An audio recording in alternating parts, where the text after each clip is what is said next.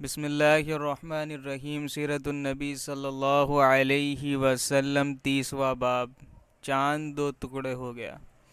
حضرت خباب رضی اللہ تعالیٰ عنہ فرماتے ہیں کہ ایک روز میں حضور نبی کریم صلی اللہ علیہ وسلم کی خدمت میں گیا، اور یہ وہ زمانہ تھا جب ہم پر خوب ظلم کیا جاتا تھا۔ میں نے آپ صلی اللہ علیہ وسلم سے عرض کیا، اے اللہ کے رسول، کیا آپ ہمارے لیے دعا نہیں فرماتے؟ میرے الفاظ سنتے ہی آپ سیدھے ہو کر بیٹھ گئے۔ آپ کا چہرہ مبارک سرخ ہو گیا۔ پھر آپ نے فرمایا، تم سے پہلی امت کے لوگوں کو اپنے دین کے لیے کہیں زیادہ عذاب برداشت کرنے پڑے۔ ان کے جسموں پر لوہے کی کنگھیاں کی جاتی تھیں، جس سے ان کی کھال اور ہڈیاں الگ ہو جاتی تھیں، مگر یہ تکالیف بھی انہیں ان کے دین سے نہ ہٹا سکیں۔ ان کے سروں پر آرے چلا چلا کر ان کے جسم دو کر دیے گئے، مگر وہ اپنا دین چھوڑنے پر تیار پھر بھی نہ ہوئے۔ اس دین اسلام کو اللہ تعالیٰ نے اس طرح پھیلا دے گا کہ اس صنع کے مقام سے حضرت الموت جانے والے سوار کو سوائے اللہ تعالیٰ کے کسی کا خوف نہیں ہوگا، یہاں تک کہ چرواہے کو اپنی بکریوں کے متعلق بھیڑیوں کا ڈر نہیں ہوگا۔ حضرت خباب بن ارت رضی اللہ تعالیٰ عنہ فرماتے ہیں کہ ایک دن میرے لیے آگ دہکائی گئی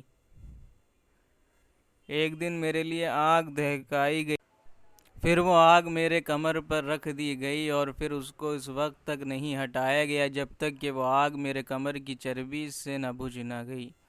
ایسے ہی لوگوں میں حضرت عمار بن یاسر رضی اللہ تعالیٰ عنہ بھی تھے۔ حضرت عمار بن یاسر رضی اللہ تعالیٰ عنہ کو ان کے دین سے پھرنے کے لیے مشرکوں نے طرح طرح کے ظلم کیے، آگ سے جلا جلا کر عذاب دیے، مگر وہ دین پر قائم رہے۔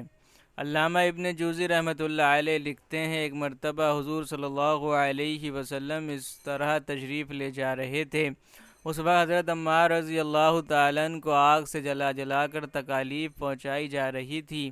ان کی کمر پر جلنے کی وجہ سے کوڑے جیسے سفید داغ پڑ گئے تھے۔ حضور صلی اللہ علیہ وسلم نے ان کے سر پر ہاتھ پھیرا اور فرمایا، آگ ٹھنڈی اور سلامتی والی بن جا، جیسا کہ تو ابراہیم علیہ السلام کے لیے ہو گئی تھی۔ اس دعا کے بعد انہیں آگ کی تکالیف محسوس نہیں ہوتی تھی۔ حضرت ام ہانی رضی اللہ تعالیٰ عنہ کہتی ہیں کہ حضرت عمار بن یاسر رضی اللہ تعالیٰ عنہ، ان کے والد یاسر، ان کے بھائی عبداللہ اور ان کی والدہ سمیہ رضی اللہ تعالیٰ عنہم، ان سبھی کو اللہ کا نام لینے کی وجہ سے سخت ترین عذاب دیے گئے۔ ایک روز جب انہیں تکالیف پہنچائی جا رہی تھی تو نبی کریم صلی اللہ علیہ وسلم اس طرف سے گزرے۔ آپ نے ان کی تکالیف کو دیکھ کر فرمایا، اللہ آل یاسر کی مغفرت فرما۔ ان کی والدہ سمیہ رضی اللہ تعالیٰ عنہ کو ابو جہل کے چچا حذیفہ بن ابن مغیرہ نے ابو جہل کے حوالے کر دیا، یہ اس کی باندی تھی۔ ابو جہل نے انہیں نیزہ مارا، اس سے وہ شہید ہو گئیں۔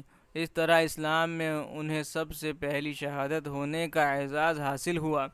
آخر انہی مظالم کی وجہ سے حضرت عمار رضی اللہ تعالیٰ عنہ کے والد یاسر رضی اللہ تعالیٰ عنہ بھی شہید ہو گئے۔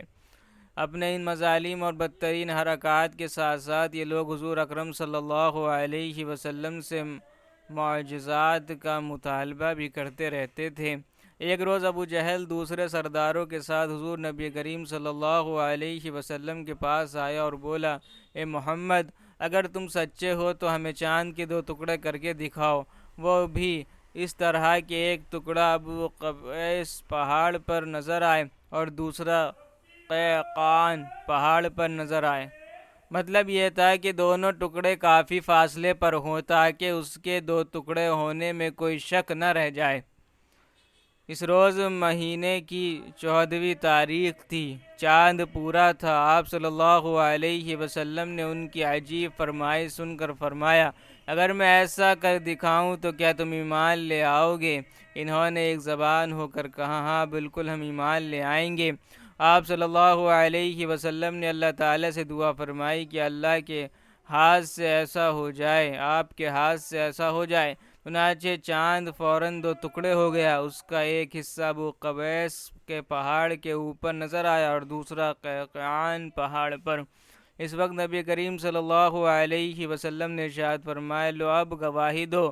ان کے دلوں پر تو قفل پڑ گئے تھے، کہنے لگے محمد نے ہم لوگوں کی آنکھوں پر جادو کر دیا ہے۔ کچھ نے کہا محمد نے چاند پر جادو کر دیا ہے، مگر ان کے جادو کا اثر ساری دنیا کے لوگوں پر نہیں ہو سکتا۔ مطلب یہ تھا کہ ہر جگہ کے لوگ چاند کو دو ٹکڑے نہیں دیکھ رہے ہوں گے۔ اب انہوں نے کہا ہم دوسرے شہروں سے آنے والوں سے یہ بات پوچھیں گے۔ چنانچہ جب مکہ میں دوسرے شہروں کے لوگ داخل ہوئے تو انہوں نے چاند کے بارے میں ان سے پوچھا۔ آنے والے سب لوگوں نے یہی کہا، ہاں ہاں ہم نے بھی چاند کو دو ٹکڑے ہوتے ہوئے دیکھا ہے۔ یہ سنتے ہی مشرک بول اٹھے، بس پھر تو یہ عام جادو ہے، اس کا اثر سب پر ہوا ہے۔ کچھ نے کہا یہ ایک ایسا جادو ہے جس سے جادوگر بھی متاثر ہوئے ہیں، یعنی جادوگروں کو بھی چاند دو ٹکڑے نظر آیا تھا ہے۔ اس پر اللہ تعالیٰ نے سورہ قمر کی آیات نازل فرمائی۔ ترجمہ، قیامت نزدیک آ پہنچی اور چاند شک ہو گیا، اور یہ لوگ کوئی معجزہ دیکھتے ہیں تو ٹال دیتے ہیں اور کہتے ہیں یہ جادو ہے جو ابھی ختم ہو جائے گا۔ مختلف قوموں کی تاریخ سے یہ بات ثابت ہوتی ہے کہ چاند کا دو ٹکڑے ہونا صرف مکہ میں نظر نہیں آیا تھا، بلکہ دوسرے ملکوں میں بھی اس کا مشاہدہ کیا گیا تھا۔ اسی طرح ایک دن مشرکین نے کہا اگر آپ واقعی نبی ہیں تو ان پہاڑوں کو ہٹا دیجئے جن کی وجہ سے ہمارا شہر تنگ ہو رہا ہے، تاکہ ہماری آبادیاں پھیل کر بس جائیں، اور آپ رب سے کہہ کر ایسی نہر جاری کرا دیں جیسی شام اور عراق میں ہیں، اور ہمارے باپ داداؤں کو دوبارہ زندہ کرا کے دکھا دیں۔ ان دوبارہ زندہ ہونے والوں میں قصی بن کلاب ضرور ہوں، اس لیے کہ وہ نہایت دانا اور عقل مند بزرگ تھا۔ ہم اس سے پوچھیں گے آپ جو کچھ کہتے ہیں سچ ہے یا جھوٹ۔ اگر ہمارے ان بزرگوں نے آپ کی تصدیق کر دی اور آپ نے ہمارے یہ مطالبے پورے کر دیے تو ہم آپ کی نبوت کا اقرار کر لیں گے اور جان لیں گے کہ آپ واقعی اللہ کی طرف سے بھیجے ہوئے ہیں۔ اللہ تعالیٰ نے آپ کو ہماری طرف رسول بنا کر بھیجا ہے، جیسا کہ آپ دعویٰ کرتے ہیں۔ ان کی یہ باتیں سن کر نبی کریم صلی اللہ علیہ وسلم نے ارشاد فرمایا، مجھے ان باتوں کے لیے تمہاری طرف رسول بنا کر نہیں بھیجا گیا، بلکہ میں تو اس مقصد کے لیے بھیجا گیا ہوں کہ ایک اللہ کی عبادت کرو۔